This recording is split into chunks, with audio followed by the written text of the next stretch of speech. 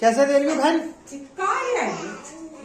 Totally tray अंडा अकेले ऊपर चले के आ रही है बहन कैसे दे रही हो प्याज?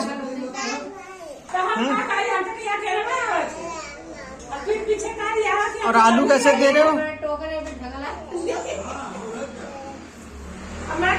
मछली पड़े वहाँ से तले काजल बेचे तू कितने में दे रही हो? कितने में?